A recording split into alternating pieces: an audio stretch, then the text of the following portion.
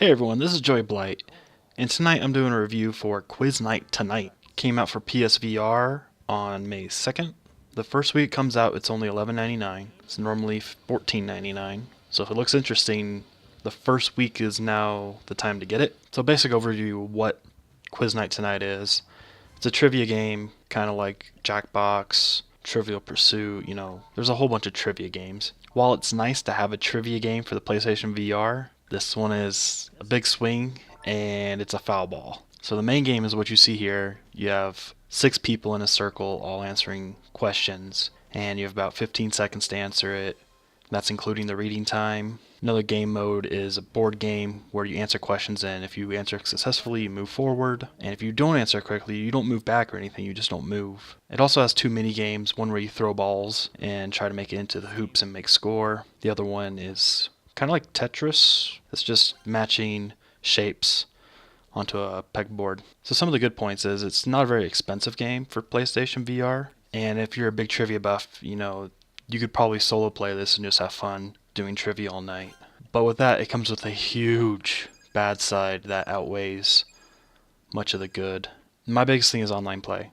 Since SOCOM 2, I've been wanting to play online games, and sometimes I'll finish a single player game, but online replayability, that's my thing. And trivia games usually can do that. But Quiz Night Tonight was poorly advertised. It wasn't in the PlayStation drop that I remember. So the only advertisement it got, I believe, was off of Reddit. And people just looking through the store might find it. With that, that means the player base is really low. So when I tried to join a match, there was one other person in it. I waited 30 seconds to see if someone else would join in. I'm looking for a game to at least have some progress. One more person joining every 30 seconds. I don't want to spend 5-10 minutes in a lobby to play 5 minutes of a trivia game. So with the trivia questions, I think they come too fast, and there's no downtime in between them. 15 seconds is like as much time as I would need just to think of what answer I want to do. It's giving you 15 seconds to read all the answers and read the question. So unless you're lucky enough to read the answer right after you read the question, you're taking up precious seconds. Most quiz trivia games I play, you have at least 30 seconds.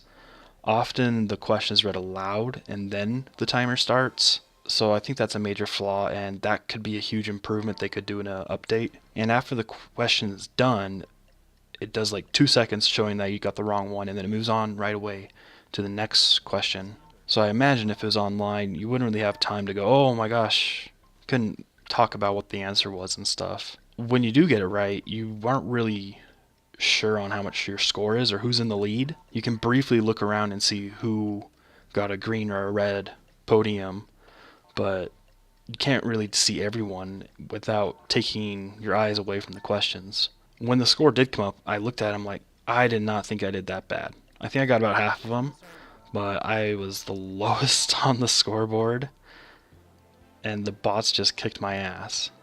The board game, kind of a cool concept, but it wasn't implemented that well.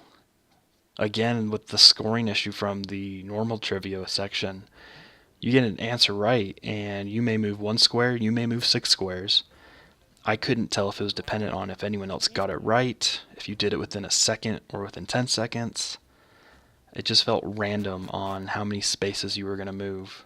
One issue I had, after every match or segment, the move controller recalibrated, and this is just a simple bug that could be fixed in an update, but it recalibrates wherever you're holding it, and usually in a black screen, I'm not holding it straight at the screen anymore.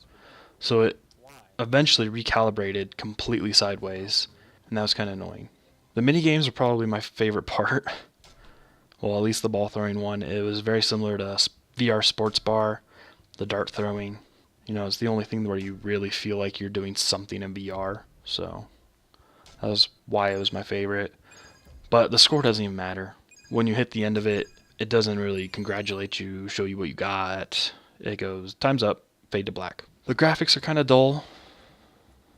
As you can see above, this is what you got. I have the entire game recorded it in 20 minutes. The music loop, I may have it turned down too low, but I'm going to put a pause in here and let you guys hear this music loop. It just goes over and over and over.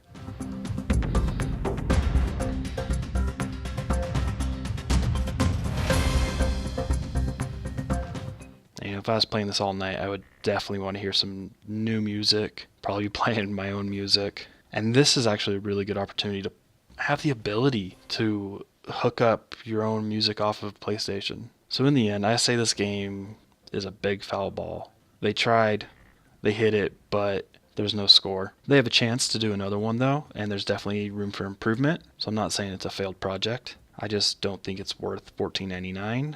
So I hope this gives you insight on if you want to get Quiz Night tonight. If you do, I have the game, so throw me a friend request and maybe we can play a game sometime. Don't forget, if you want to see me live, go to twitch.tv/JoeyBlight and you can see me recording live footage, just playing games. Come on by, say hello.